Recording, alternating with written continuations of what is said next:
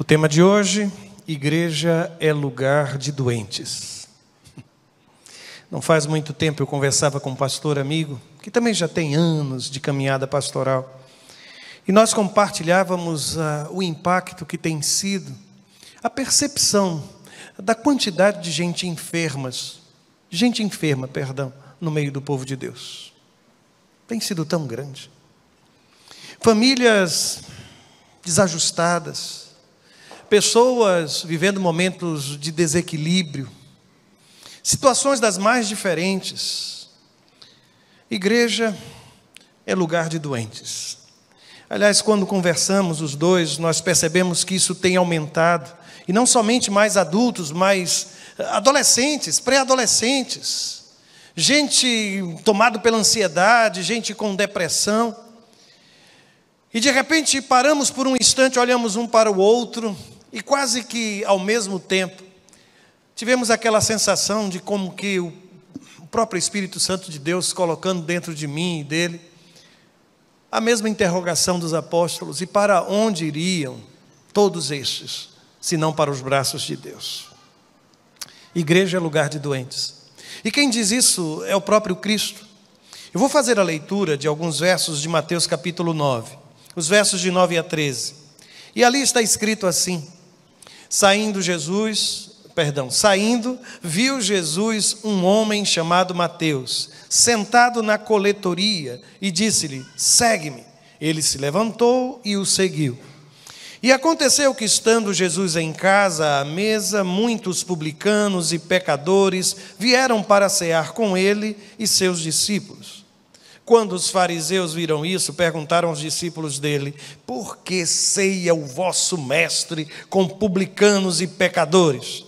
Mas Jesus, ouvindo, responde: os sãos não necessitam de médico, mas sim os doentes. Portanto, ide aprender o que significa isto: misericórdia quero, e não sacrifícios, pois não vim resgatar justos, e sim pecadores. Eu preciso lhe fazer uma pergunta antes de avançar. Você se sente abençoado por Deus, abençoada por Deus? Deixa eu fazer de uma outra forma. Você se sente muito abençoado por Deus? Sim? Eu vou fazer de uma outra forma. Você se sente muito, mas muito mesmo abençoado por Deus? Sim? Deixe compartilhar com você um texto que leio e que sempre que leio eu sou como que convidado à reflexão.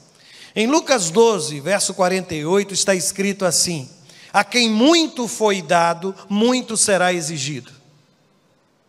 Você pode dizer isso comigo? A quem muito foi dado, muito será exigido. E olha que você me respondeu que você se considera alguém que tem recebido muito da parte do Senhor. Eu leio o texto de Mateus capítulo 9, sabe, irmãos? E percebo que Mateus, aquele conhecido como publicano, ele vivia na cidade de Cafarnaum. E é provável que você saiba que Jesus nasceu em Belém, da Judeia, foi criado em Nazaré, mas o texto de Mateus capítulo 4, versículo 13, diz que houve um momento em que ele foi transferido. Aí a Bíblia diz que, deixando Nazaré, ele foi habitar em Cafarnaum, situada à beira-mar, nos confins de Zebulon e Naftali. Observaram o que diz o texto? Que grande parte da vida de Jesus foi vivida em Cafarnaum. Cafarnaum se tornou praticamente o centro do ministério de Jesus na região da Galileia. E é impressionante a relação de milagres que aconteceram em Cafarnaum. Eu fiz aqui uma relação. Por exemplo, foi ali em Cafarnaum que Jesus curou o servo do centurião. Foi também em Cafarnaum que Jesus curou a sogra de Pedro. Exorcismos, muitos foram praticados. Aliás, Marcos capítulo 1, ele traz uma relação desses exorcismos. O paralítico, aquele que foi levado por 4 amigos, que desceu do telhado, aconteceu também em Cafarnaum. O filho de um homem nobre também foi curado ali em Cafarnaum. O homem com a mão ressequida também foi curado em Cafarnaum. A filha de Jairo, o milagre também aconteceu em Cafarnaum. Querem saber? Provavelmente, aquela pronta resposta de Mateus, quando Jesus passou por ele na coletoria e o convidou para segui-lo, talvez tenha sido reflexo exatamente disto.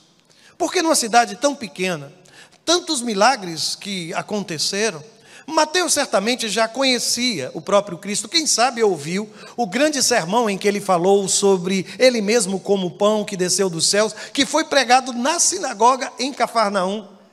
Portanto, quando isso acontece, quando Mateus ele responde de pronto, eu acredito que provavelmente isto se deve ao fato de que ele conhecia o ministério de Jesus, E é tão interessante que quando ele conta essa história, falando dele mesmo, no capítulo 9, que lemos há pouco, versículo 9, ele só escreveu assim: ele se levantou e o seguiu. Quando eu chegar no céu, eu quero conversar com Mateus, eu tenho um carinho muito grande por ele. Porque, à medida que ele escreve, o que eu percebo é que ele tem um senso de humildade tão grande. Querem saber por quê? Porque essa mesma história é contada por Lucas, no capítulo 5. E quando Lucas vai registrar a resposta de Mateus, veja o que ele escreve. Lucas diz assim: e ele, deixando tudo, levantou-se e o seguiu. Observou o que foi que Mateus omitiu na história? Mas qualquer um que já tenha lido o Evangelho de Mateus, deve ter percebido que Mateus foi o único evangelista a registrar duas parábolas contadas por Jesus. A primeira, da pérola de grande valor. Lembram-se daquela história de um comerciante que buscava pérola e de repente ele vendeu tudo em função daquela pérola? Sabe aquela outra parábola, a parábola do tesouro escondido, de que alguém encontra e o que é que ele faz? Abre mão de tudo, vende tudo para comprar o terreno e ficar e tomar posse daquele tesouro. É impressionante, mas somente Mateus, no capítulo 13, conta essas duas histórias. Ele pode até não ter dito, eu deixei tudo. Mas eu, quando leio isso, irmão, sabe o que é que vem ao meu coração, é que aquele homem ele ouviu a parábola, ele ouviu as duas parábolas, e aquilo calou no seu coração, como se fosse a sua própria história contada. De alguém que um dia deixou tudo para encontrar o tesouro, para adquirir aquela pérola de grande valor. E eu vou mais longe. Você se lembra que Mateus era um publicano? Sim. É interessante que todas as vezes que aparece a relação dos apóstolos, o único lugar onde o nome de Mateus aparece logo depois, o publicano, em que evangelho você acha que isso acontece? Não foi Marcos, não foi Lucas, não foi João. Todas as vezes que Mateus vai escrever a relação dos 12 apóstolos, e ele vai escrever o próprio nome, ele diz Mateus, o publicano. Mateus, o publicano. Eu sei que todo mundo até já se esqueceu da minha história, mas eu não esqueci. Eu ainda me lembro do dia que eu estava na coletoria, rejeitado por todos, tratado como um traidor da minha pátria, do meu país, da minha gente. Jesus olhou para mim e disse: vem, segue-me. Eu encontrei o meu tesouro precioso, eu encontrei a pérola de grande valor, e finalmente eu larguei tudo isso, pela alegria deste encontro com o Cristo. Mas aí você deve estar se perguntando, por que o pastor falou aquela coisa de que quem muito recebe? Eu vou lhe mostrar por quê. Porque houve um momento, e é o próprio Mateus quem escreve isso no capítulo 11, versículo 23, ele registra as palavras de Jesus, quando Jesus disse o seguinte: à cidade de Cafarnaum, aos habitantes de Cafarnaum. Vejam que palavras fortes proferidas por Jesus. Jesus diz o seguinte: se em Sodoma tivessem sido feitos os prodígios que em ti se operaram, teria ela permanecido até hoje. Ele está falando de Cafarnaum, que Cafarnaum foi palco de tantos milagres, mas no entanto aquela gente não se quebrantou.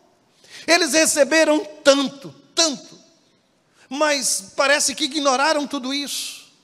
Foi por isso que eu lhe disse, se você se sente um homem muito abençoado por Deus, na sua vida profissional, na sua vida pessoal, na vida dos seus filhos, se você é mulher de Deus, se sente uma mulher abençoada, cuidado com a história de Cafarnaum, para que não se torne a sua história,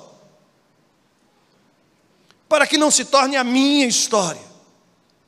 Um lugar onde Deus realizou tantos milagres, Aquela gente começou a tratar os milagres como se fosse algo banal. Não considere o milagre de Deus como algo natural. Foi Deus quem fez, por isso glórias ao nome do Senhor. Não ignore a ação de Deus na sua vida. Você tem muito que agradecer. Eu tenho muito que agradecer. Eu tenho muito para agradecer ao meu Senhor. E a única forma que eu tenho encontrado ao longo de todos esses anos de caminhada cristã é servindo o meu Deus. Chorando ou alegre, nos dias bons ou nos dias ruins, em meio a dificuldades ou em meio ao conforto. Sabe qual é o maior prazer da minha vida? É servir o meu Deus.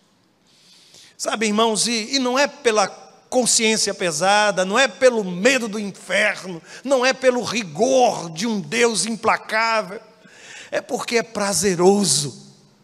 É prazeroso.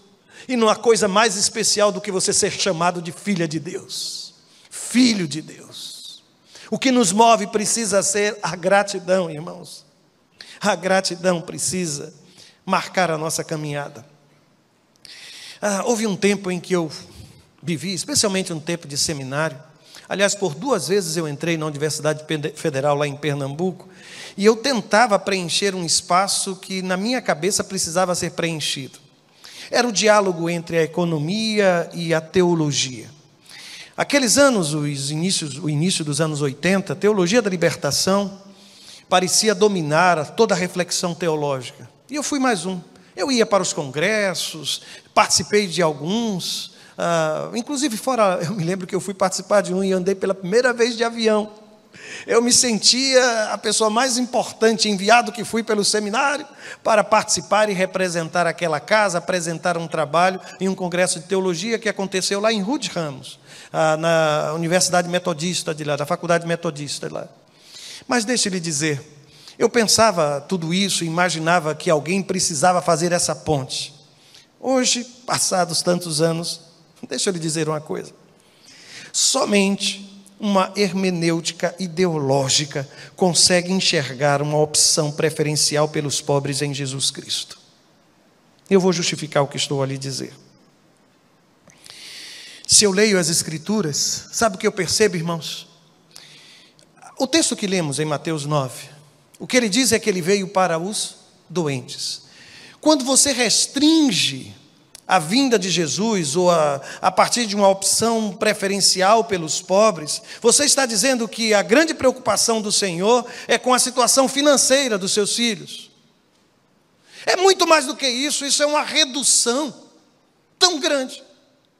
E querem saber por quê? Porque Mateus certamente era rico, assim como Zaqueu também era rico. O que Deus está olhando, irmãos, é para a pobreza da minha alma, ainda que você tenha uma conta num banco, onde estão depositados milhões e milhões de reais. Eu sou doente, irmãos. E aí, quando Jesus disse que ele veio para os doentes, isso se torna tão maior. Não é somente a minha condição financeira, é a minha condição emocional, é a minha condição física. Muito obrigado.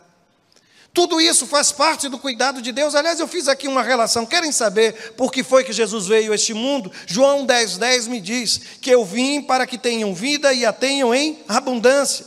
Querem saber por que Jesus veio ao mundo? Está escrito em João 12,46. Vim ao mundo para que todo aquele que crê em mim não permaneça nas trevas. Querem saber por que Jesus veio ao mundo? Escute João 12,47. Eu vim não para julgar o mundo, mas para salvar o mundo. Veja o que está escrito em João 18,37. Eu para isso nasci e para isso vim ao mundo, a fim de dar testemunho da verdade. E se não for bastante, deixa eu lhe mostrar o que está escrito em Lucas 19,10. O Filho do Homem veio buscar e salvar o que estava perdido. Independente da sua condição financeira, social. Há muitos que hoje parecem ignorar a extensão daquilo que é o reino de Deus. Isso é uma redução, irmãos, por uma espécie de visão lateral, que às vezes se ocupa tanto. Imagina que propagar o reino de Deus é melhorar o IDH das sociedades, dos reinos e dos países. É muito mais do que isso, irmãos. Ainda que o Evangelho promova a dignidade humana, O Senhor veio a este mundo para resgatar o pecador perdido, irmãos. A mim e a você. É muito mais, mas muito mais do que se imagina. E aí, quando eu paro por um instante e começo a ler aquele texto, e eu vejo os fariseus incomodados com Jesus, cercado de pecadores e publicanos, deixa eu lhe dizer uma coisa. A sensação de desconforto com o número de doentes em torno de Jesus é sinal para mim de pouca compreensão. Primeiro, do que é que significa o Evangelho. Segundo, de quem você é. A compreensão que você tem acerca de si mesmo. Porque para ser alcançado, eu preciso reconhecer a minha fragilidade. E eu vou repetir o que eu disse a vocês. Igreja é lugar de doente. É família. Igreja é expressão do amor de Deus. Hoje eu estava conversando com o Adriano e a Ana Grace. Eles estão ali, estão? Vem cá, por favor. Chegam aqui perto do pastor. E eu pude conhecer um pouco da história desses dois, da história da Bela.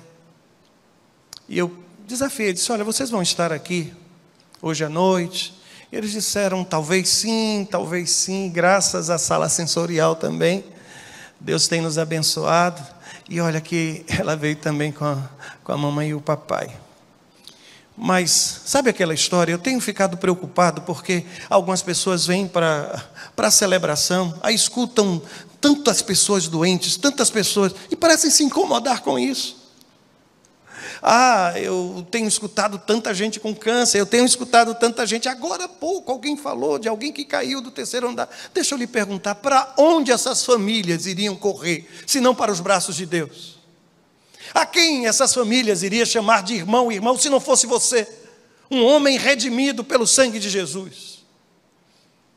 É por isso que hoje eu pedi que eles viessem aqui, porque eu queria que nós começássemos a orar mais intensamente ainda pela vida da Anne, não é isso? Parece-me que próximos dias alguma coisa, o tratamento vai começar. Eu quero que você nos desafie a orar pela sua vida, viu? E Deus vai fazer isso, Deus vai fazer isso. O que é que tem acontecido com você, filha? Pastor, eu não sei nem por onde começar, na verdade. Porque eu fui numa otorrino achando que eu estava com rinite e sinusite e acabei num neurocirurgião com uma fístula licórica, com uma fístula arteriovenosa, com hipertensão craniana e assim, ainda sem acreditar um pouco no que está acontecendo, né? E, pelas palavras do neurocirurgião, né, é um caso complicado, né, é um caso grave, que vão precisar de cirurgias. Ele não especificou a quantidade porque não se sabe. Só falou que uma só não é o suficiente. E nós estamos aqui, né, pedindo oração aos irmãos, né, para que o nosso Senhor venha intervir nessa situação. Pois é. Precisamos nos juntar em oração. Tem um detalhe na vida dela que eu tenho que falar sobre isso. Eu soube que vocês chegaram a esta igreja em função de um missionário da nossa comunidade, foi? Quem foi esse missionário, por favor? Um missionário maravilhoso chamado Davi, o filho do nosso pastor e da nossa irmã Cláudia. Eu fico impressionado, sabe, irmãos? Como compartilhar as lutas e as bênçãos de Deus contagia as pessoas que estão ao nosso lado. É por isso que a gente aprendeu. Eu disse a ela, olha, Deus vai usar a sua palavra para edificar e consolar e confortar a vida de alguém que, quem sabe, está participando conosco dessa celebração. E olha, eu quero desafiar você a se tornar família destes dois. Eu quero desafiar a você, sabe, a todos os dias estar orando pela Anne e clamando ao Senhor. Nós não vamos largar as mãos de vocês, viu? Vamos continuar sustentando, segurando as cordas, para que Deus esteja a dirigi-los nesse tempo. Esse é o tipo de estrada que a gente entra e a gente não sabe qual vai ser a extensão, o que é que vai encontrar pela frente. A gente só tem uma certeza, de que Deus vai estar conosco. De que Deus vai estar conosco. E eu quero parar o sermão como eu fiz, porque eu quero desafiar você agora a orarmos pela vida da Anne. Eu sei que eu nunca fiz isso no meio de um sermão, mas eu vou pedir que você fique de pé. Eu vou pedir que você estenda as mãos sobre esta família. E nós vamos orar por vocês. Pai, a tua filha vem aqui pedindo a oração do teu povo. E é o que nós estamos a fazer, Senhor. Ela é a nossa irmã em Cristo. Nós queremos ser família nesta hora. Nós queremos estar perto, Pai. E o que nós te pedimos é que o milagre aconteça na vida da tua filha, Pai. Que todas as dificuldades que porventura vierem, Senhor, sejam superadas pelo poder do teu Espírito. Orienta os médicos na condução do tratamento, em diagnóstico, no que fazer, nas alternativas que virão. Que o milagre aconteça, Senhor, na vida da Anne, Pai. Nós, como igreja, juntos aqui, estamos a interceder e a clamar que o sangue de Jesus Cristo, Pai, possa cobrir a tua serva nesse instante e lhe conceder a cura que ela tanto busca, meu Pai. Ouve-nos, ouve a nossa oração. Nós rogamos em nome de Jesus. Amém. Amém. Obrigado por compartilhar conosco, viu? Mas nós vamos estar em algum outro momento agradecendo ao Senhor pela vida de vocês, viu? Deus abençoe, Deus abençoe, Deus abençoe. Pois é, irmãos, essa sensação de desconforto com o número de doentes em torno de Jesus, sabe, essa indagação, essa coisa de perguntar, por que o mestre de vocês, acaba se sentando para cear? No versículo 11 está escrito assim: quando os fariseus viram isso, perguntaram aos discípulos dele: por que ceia o vosso mestre com publicanos e pecadores? Eu tenho percebido, irmãos, que não há nada mais ameaçador para um hipócrita do que o testemunho de um homem arrependido. A presença de Mateus naquele lugar, ela incomodava, porque Mateus sabia o nível de corrupção daquela gente. Ele conhecia todos os bastidores. Ele conhecia como funcionava a cobrança de impostos na Galileia. Ele conhecia. Experimente colocar alguém que vive uma situação de infidelidade, de traição, e coloca diante dele alguém que vai testemunhar que um dia viveu aquela situação, mas foi restaurado pelo nome de Jesus. Experimente fazer isso. Experimente voltar para o seu trabalho redimido, restaurado, com o comportamento de um homem justo, de um homem íntegro, de uma mulher de Deus. Sabem, aqueles que antes sentavam com você para falar, para fazer isto ou aquilo, vão ver você como uma ameaça, ainda que você esteja em silêncio. Porque a sua presença, como uma pessoa arrependida, reconstruindo a vida, está tocando na ferida, naquilo que ele não quer reconhecer, naquilo que ela não quer reconhecer. A presença de um publicano agora, deixando tudo para trás, porque, meus irmãos, percebam, quando os pescadores deixaram as redes da família e foram seguir Jesus, se algo desse errado, eles poderiam voltar para pescar, como Pedro inclusive sugeriu: vou pescar. Mas este homem não. Ele disse: olha, eu não vou mais trabalhar com isso. E a partir daquele instante, ele jamais poderia retornar à sua função de cobrador de impostos. Algumas decisões que você precisa tomar precisam ser assim, radicais, sem volta. Não volte para o lugar de onde Deus lhe tirou. Não volte à prática daquilo que você reconhece trouxe enorme dano na sua vida. Se Deus reconstruiu o seu relacionamento, o seu casamento, a sua dignidade, e lá atrás você viveu uma experiência de infidelidade, em nome de Jesus, não comece uma história semelhante àquela. Nós precisamos, irmãos, entender que a presença de Mateus ao lado de Jesus incomodava aquela gente.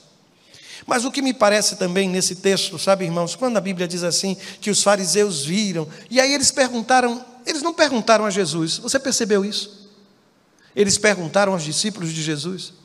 Eu às vezes penso que tem gente que não tem coragem suficiente para colocar isso diante de Deus, ou de homens de Deus, ou de gente de Deus. Mas sabe o que é que eu aprendo com esse texto? É que Deus dará a resposta. Por que eu estou lhe dizendo isso? Porque no texto sagrado diz assim: mas Jesus, ouvindo, responde. O que é que isso quer dizer? Você que está muito incomodado, achando que precisa dar alguma resposta, porque você tem sido alvo de muitos questionamentos. Algumas vezes, sabe, a melhor resposta que você vai dar será o seu silêncio, porque Deus vai responder por você. Deus ouviu o que disseram. Sabe aquela mentira que lançaram sobre você? Sabe aquela coisa que começou a rolar dentro do condomínio, ou dentro da sua empresa, ou dentro de sua própria família? Algumas vezes, se você permanecer em silêncio, Deus vai fazer ecoar a sua voz e vai dar resposta a cada uma que tem se levantado contra a sua vida. O texto sagrado diz que Jesus ouviu e respondeu. E na sua resposta, ele se utiliza provavelmente até de um provérbio já conhecido, dizendo: olha, os sãos não necessitam de médico, mas sim os doentes. Deixa eu lhe fazer uma pergunta: o quanto você necessita de Deus? O quanto você necessita de Deus? O que é que você tem colocado nas mãos de Deus? Porque às vezes a gente se aproxima de Deus e entrega ao Senhor aquela parte da vida que você e eu, nós acreditamos, ela precisa ser gerenciada pelo Espírito Santo de Deus. Então eu me aproximo de Deus, mas sabe o que é que eu coloco diante dele? A minha vida profissional. E eu acho tão interessante porque nessas horas a gente fragmenta a vida. A gente acha que existe uma vida emocional, uma vida profissional, uma vida na família, uma vida como servo de Deus. Deixa eu lhe dizer, é uma vida só. Você não é gato que tem 7 vidas. É uma vida só. E essas coisas se misturam e se confundem. Por isso, quando você precisar apresentar a Deus a sua vida, apresente-a por inteiro. Se você quer que Deus controle a sua saúde porque você está enferma, lembre-se, Deus não vai cuidar somente de sua saúde. Ele quer cuidar de sua saúde, de sua mente, de seus valores, de seus princípios, de suas decisões. Se você quer que Deus controle, tome conta, Ele abençoe na sua vida financeira, eu não vou nem perguntar quem quer ser abençoado na sua vida financeira. Mas olha, Deus não quer cuidar somente de sua carteira, não. Isso é tão pouco. Deus quer cuidar de sua alma, quer cuidar de valores que são eternos e que têm sido desprezados. Deus quer cuidar do seu ministério, fazer você uma pessoa útil no reino. É por isso que quando Jesus diz essas coisas, eu olho para esse texto e digo: Senhor, eu sou um doente, Pai. Eu tenho as minhas enfermidades. Tem coisas que carregamos, irmãos, e que são feridas, que só a mão de Deus, somente a mão do Senhor, pode curar. E Ele continua, acho que você deve se recordar, Ele olha para aqueles que são os grandes mestres da lei e diz: vocês precisam aprender que existe uma diferença enorme entre misericórdia e sacrifício. Vocês são os especialistas em sacrifícios. Sim, matar animais, levá-los para o templo, dedicá-los em oferta suave ao Senhor, isso vocês entendem muito bem. Agora, se tem uma coisa que vocês não entendem absolutamente nada, é de misericórdia. Porque vocês entram aqui, veem um homem como este, que durante a vida se tornou um traidor do povo de Israel, mas ele agora quer viver uma nova experiência, e ao invés de ser abraçado pelo abraço da misericórdia, pelo acolhimento de um povo de Deus, vocês estão aqui para criticar essa festa. Por incrível que pareça, segundo o texto de Marcos, ela foi celebrada na própria casa de Mateus. É por isso que quando eu penso que esta festa aconteceu na casa de Mateus e que naquele lugar só tinha publicanos, deixa eu lhe perguntar, quem era um amigo de um publicano, irmãos? Somente outro publicano. Eu tenho para mim que eu acho que ele resolveu, desculpa a expressão, viu, fazer um bota fora, uma despedida da coletoria. Para mim chega, e eu acho que ele reuniu os amigos e disse: olha gente, vão lá em casa, que eu quero fazer uma festa. E você vai celebrar o quê? Eu estou largando a coletoria. Você enlouqueceu? O que houve com você? Ele disse: não, um homem chamado de Jesus de Nazaré, esse que tem realizado milagres em nossa cidade, passou por mim, eu estava lá trabalhando, eu levantei os olhos, quando eu olhei nos olhos dele, ele olhou para mim e disse assim: olha, venha, segue-me. Vocês não acreditam? Eu larguei tudo. Largou tudo, o dinheiro lá em cima, larguei tudo. Não quis nem saber. Fechei o escritório, fechei o consultório e disse: olha, a partir de hoje será um novo Mateus. O Mateus que vocês conheceram não existe mais. E você ainda quer festejar isso? Vocês não imaginam a alegria que eu estou sentindo. Eu estou tão alegre quanto aquele homem que encontrou um tesouro, como aquele homem que finalmente comprou a pérola preciosa. Eu me encontrei. E olha que eu pensei que se desse as costas ao meu povo e buscasse ter dinheiro, eu seria feliz. Eu vou dizer a vocês, eu nunca fui feliz. Mas agora eu sei o que é felicidade. Felicidade é transformar-se, é tornar-se um seguidor de Jesus. Quando é que você vai perceber isso? Que a felicidade está em Deus. Que essa alegria que a gente vive perseguindo, imaginando que se comprar uma roupa nova, ou daquela marca, se fizer uma outra viagem, ou se aumentar e ampliar a casa, ou se trocar de carro, a gente vai ser feliz. Mateus está dizendo para mim e para você, que a felicidade às vezes se esconde exatamente nisto, em de não ter necessidade de, em abrir mão, e fundamentalmente deixar tudo, e seguir Jesus. Eu quero que você responda essa palavra do Senhor. Hoje Ele está passando por aqui, está olhando para mim e para você, e a gente preocupado, fazendo contas e com tanta coisa na cabeça. E Ele olha para mim e para você e diz: olha, venha, segue-me. Mas eu ando tão doente, eu ando com tantos problemas. Aí você já percebeu que ao lado de Jesus é lugar para quem se reconhece como um doente. Responda a Ele agora. Faça da oração o seu momento de busca desta paz que excede o entendimento, dessa orientação que é maior que todos os problemas. Diga: Senhor, eu me encontrei no momento em que o Senhor me encontrou. Converse com Deus nesse instante. Diga do desejo da sua alma de ter a sua vida restaurada. Diga: Senhor, eu preciso de cura. Ainda dói no meu coração quando eu me lembro do que aconteceu comigo, aquela palavra que escutei. Eu não consigo me libertar. Eu ainda carrego culpa, Senhor. Eu sei que eu sou falho e reconheço isso. Mas agora, Pai, segura na minha mão e me dá direção. Onde quer que esteja, converse com Deus. Eu vou fazer silêncio para que vocês dois possam conversar, porque só você sabe onde é que dói na sua alma. E às vezes quando o médico vai examinar o seu corpo, ele toca, ele faz compressão, e ele sempre pergunta se aquele lugar está doendo. O médico da nossa alma está agora fazendo exatamente isso. E ele está lhe perguntando: onde é que está doendo? Eu quero curar a sua dor. Eu vim para os doentes, eu não vim para os sãos. Eu sei que você não é perfeito, não é perfeita, pois saiba que é na sua imperfeição que a glória de Deus há de se manifestar. Converse com Ele.